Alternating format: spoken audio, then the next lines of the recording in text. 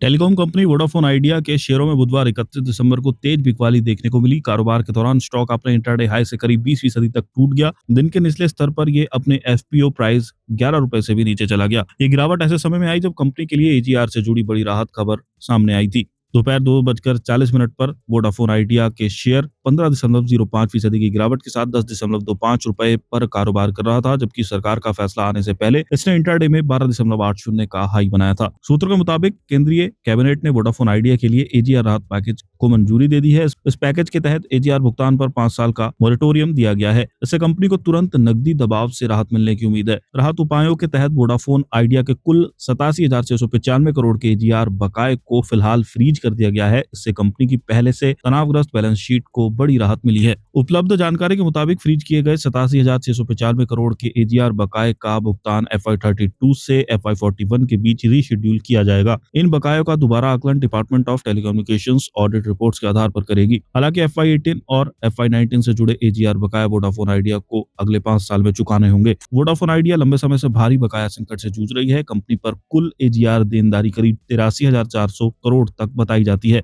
कमजोर balance sheet के कारण बैंक कर्ज देने से हिचक रहे हैं। कंपनी बार बार ये कह चुकी है कि समय पर फंडिंग सपोर्ट उसके वजूद के लिए बेहद जरूरी है। वोडाफोन आइडिया के देश भर में करीब 19.8 करोड़ सब्सक्राइबर्स हैं। कंपनी 18,000 से ज्यादा कर्मचारियों को रोजगार देती है। कुछ हफ्ते पहले सुप्रीम कोर्ट ने सरकार को वोडाफोन आइडिया के सभी बकायों की FY17 तक दोबारा जांच और रिकैंसिलेशन की अनुमति दी थी। इसमें ब्याज और पेनल्टी भी शामिल है। इस फैसले को कंपनी के लिए बड़ी राहत माना गया था। सितंबर में वोडाफोन आइडिया ने डीओटी से 9,450 करोड़ की एजीआर डिमांड पर ब्याज और पेनल्टी माफ करने की मांग की थी। कंपनी का कहना था कि इस रकम का बड़ा हिस्सा FY17 से पहले की अवधि से जुड़ा है, जिसे 2020 में सुप्रीम कोर्ट पहले ही सेटल कर चुका है। इस डिमांड में से 2,774 करोड़ पोस्ट मर्जर देनदारी थी, जबकि 5,675 crore pre merger Vodafone group से जुड़ी थी। मार्च 2025 में सरकार ने वोडाफोन आइडिया के 36,950 करोड़ के बकाया को इक्विटी में बदल दिया, जिससे उसकी हिस्सेदारी बढ़कर करीब 49% हो गई। इससे पहले 2023 में भी सरकार ने 16,000 करोड़ से ज्यादा के वैधानिक बकायों के बदले कंपनी में 33% हिस्सेदारी ली थी।